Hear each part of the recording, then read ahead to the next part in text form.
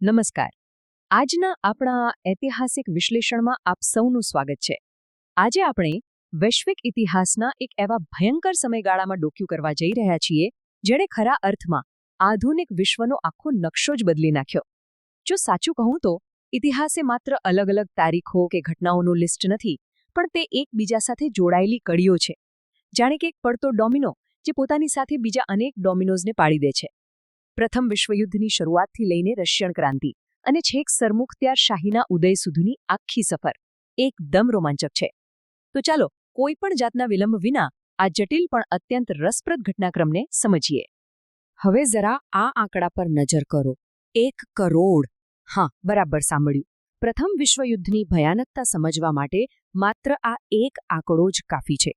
કલ્પના કરો, લગભગ 6.5 કરોડ લોકો આ યુદ્ધ લડવા ગયા હતા અને તેમાંથી 1 કરોડ લોકો તો ક્યારેય પાછા જ ન ફર્યા. આ ઉપરાંત બીજા 2 કરોડ લોકો ગંભીર રીતે ઘવાયા અને 70 લાખ જેટલા લોકો કાયમ માટે અપંગ બની ગયા. આ કોઈ સામાન્ય યુદ્ધ નહોતું. આ એક એવી વિનાશલીલા હતી જેણે માનવ જીવનની કિંમત સાવ શૂન્ય કરી નાખી હતી. તો આપણા આજના આ વિશ્લેષણની રૂપરેખા કંઈક આવી રહેશે.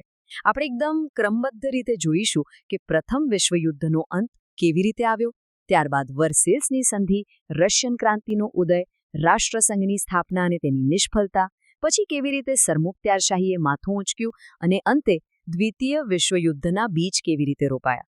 બધું જ એકદમ ક્લિયર થઈ જશે. ચાલો સીધા જ ડાઇવ કરીએ આપણા પહેલા મુદ્દામાં, પ્રથમ વિશ્વયુદ્ધનો અંત. વર્ષ 1917 આવતા સુધીમાં તો યુદ્ધનું આખું સમીકરણ ઝડપીથી બદલાવા લાગ્યું હતું. જર્મનીએ એક બહુ મોટી ભૂલ કરી. તેમણે લ્યુસિટાનિયા નામની એક અમેરિકન સ્ટીમરને ડૂબાડી દીધી, જેમાં 147 નિર્દોષ અમેરિકનો માર્યા ગયા. બસ આ જે ટર્નિંગ પોઈન્ટ હતો. આ ઘટનાથી રોષે ભરાઈને અત્યાર સુધી તટસ્થ રહેલું અમેરિકા એપ્રિલ 1917માં મિત્ર રાષ્ટ્રોની પડખે યુદ્ધમાં કૂદી પડ્યું. હવે અમેરિકા જેવી મહાસત્તાના પ્રવેશથી મિત્ર રાષ્ટ્રોનું પલડું એટલું ભારે થઈ ગયું કે જર્મન સેના તેના પ્રહારો ઝીલી જ ન શકી અને છેવટે 11 નવેમ્બર 1918ના રોજ જર્મનીએ હથિયાર હેઠા મૂકી દીધા, બિનશરતી શરણાગતિ સ્વીકારી અને યુદ્ધનો ઔપચારિક અંત આવ્યો. પણ ખરું પૂછો તો યુદ્ધ માત્ર મેદાન પૂરતું સીમિત થોડું હતું. આ દૃશ્ય જુઓ. સમાજમાં બહુ મોટા પાયે બદલાવ આવી રહ્યા હતા. ઘરના મોટાભાગના પુરુષો યુદ્ધના મોરચે હતા, એટલે ઘરની 4 દિવાલોમાંથી સ્ત્રીઓએ બહાર આવીને વ્યાવસાયિક જવાબદારીઓ પોતાના ખભા પર ઉપાડી લીધી. તેમનામાં ગજબનો આત્મવિશ્વાસ આવ્યો અને પરિણામે પહેલીવાર સ્ત્રીઓએ મતાધિકારની જોરદાર માંગ ઉઠાવી. બીજી બાજુ ઉત્પાદન ઘટી ગયું હતું. બેકારી, ભૂખમરો અને હડતાલોએ સામાન્ય માણસની કમર તોડી નાખી હતી. સ્થિતિ ખરેખર દયનીય હતી. હવે આપણે આગળ વધીએ આપણા બીજા પડાવ તરફ, વર્સેલ્સની સંધિ અને પેરિસ શાંતિ પ્રક્રિયા. પેરિસમાં જે શાંતિ સંધિ થઈ તે સાચું કહું તો કોઈ શાંતિ કરાર નહોતો. એ તો બંદૂકની અણીએ કરાવેલું જર્મનીનું ઘોર અપમાન હતું. જર્મની પર પૂરા 6.5 અબજ પાઉન્ડનો તોતિંગ યુદ્ધ દંડ ઝીકી દેવાયો. એટલું જ નહીં, તેમનો ખનીજોથી છલોછલ ભરેલો રૂહર પ્રાંત ફ્રાન્સે પડાવી લીધો અને આલ્સેસ લોરેન્સનો વિસ્તાર પણ પાછો આપવો પડ્યો. આ બધી શરતો એટલી કડક અને અન્યાયી હતી કે તેણે જર્મન પ્રજાના મનમાં અપમાન અને બદલાની એક ભયાનક આગ સળગાવી દીધી. અહીંથી જ વાર્તા એક નવો વળાંક લે છે. આપણો ત્રીજો મુદ્દો, રશિયન ક્રાંતિ અને ઝારશાહીનો અંત.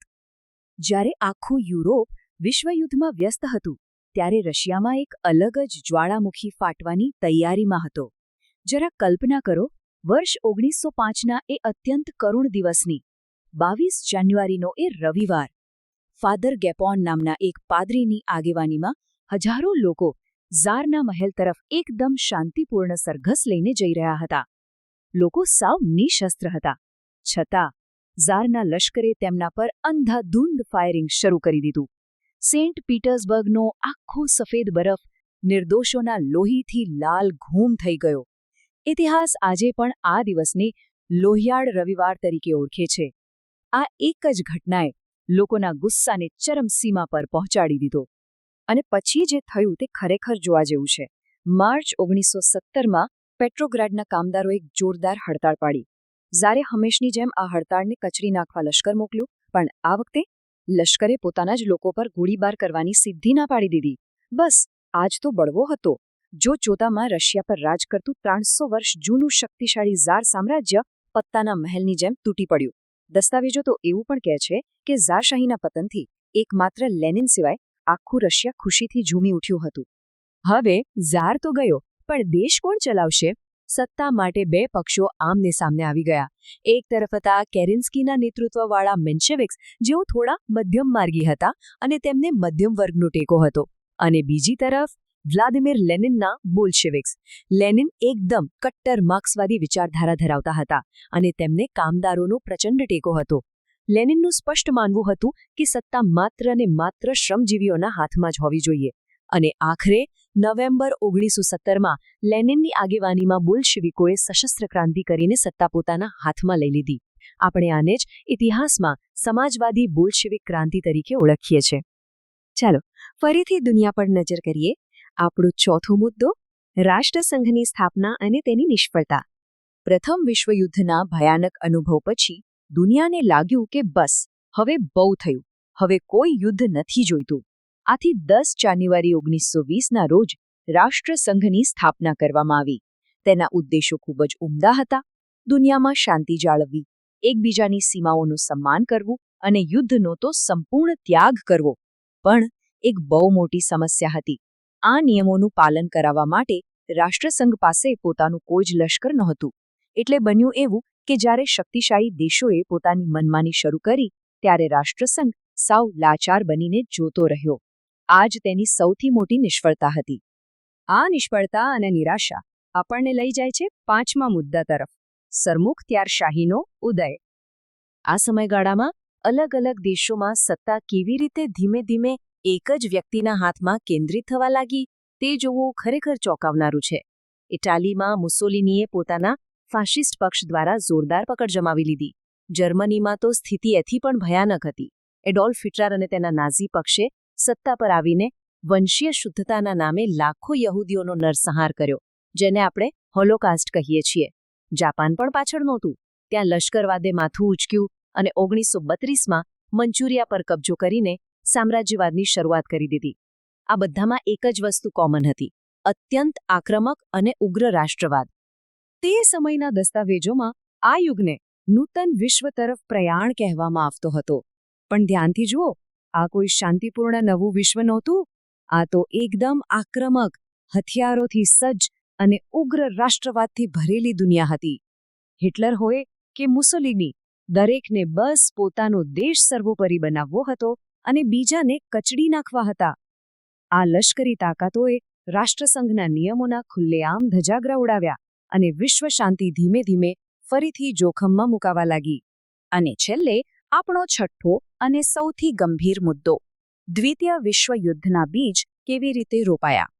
દુનિયામાં એક તરફ રાજકીય તણાવ ચાલી જ રહ્યો હતો, ત્યાં 24 ઓક્ટોબર 1929ના રોજ એક બીજો મોટો ધડાકો થયો. અમેરિકાના શેર બજાર વોલ સ્ટ્રીટમાં ભયાનક કડાકો બોલી ગયો. શેરોના ભાવ અચાનક એટલા બધા ગગડી ગયા કે રાતોરાત આખી દુનિયામાં વૈશ્વિક મહામંદીનું મોજું ફરી વળ્યું. દેશોની અર્થવ્યવસ્થા સાવ વેરવિખેર થઈ ગઈ. લાખો લોકો બેરોજગાર બન્યા અને ગરીબીમાં ધકેલાયા. બસ આ જ આર્થિક નિરાશાનો ફાયદો ઉઠાવીને સરમુખ હથિયારો વધુ મજબૂત બન્યા અને દેશો પોતાના બચાવ માટે ફરીથી આંધળી શસ્ત્રોની હોડમાં ઉતરી પડ્યા. તો આ બધું સમજ્યા પછી એક બહુ જ ઊંડો અને વિચારવા મજબૂર કરી દે તેવો પ્રશ્ન ઊભો થાય છે. પ્રથમ વિશ્વયુદ્ધ પછી જે શાંતિ સંધિઓ કરવામાં આવી, શું તેણે ખરેખર દુનિયામાં શાંતિ સ્થાપી હતી? કે પછી વર્સેલ્સની સંધિના એ ભયાનક અન્યાયે, રાષ્ટ્રસંઘની લાચારીએ અને આર્થિક મહામંદીએ મળીને જ દુનિયાને બીજા વિશ્વયુદ્ધની ખાઈમાં ધકેલી દીધી? જરા વિચારજો. ઇતિહાસ આપણને બહુ સ્પષ્ટ રીતે શીખવે છે કે જ્યારે શાંતિ બળજબરીથી અને અન્યાયી રીતે લાદવામાં આવે છે ને, ત્યારે તે વાસ્તવમાં ભવિષ્યના કોઈ મોટા યુદ્ધની જ તૈયારી હોય છે. આજની આપણી આ જ્ઞાન સફર આપણે અહીં જ પૂરી કરીએ છીએ. આશા છે કે ઇતિહાસની આ કડીઓ તમને હવે સ્પષ્ટ થઈ ગઈ હશે. ફરી મળીશું એક નવા વિશ્લેષણ સાથે.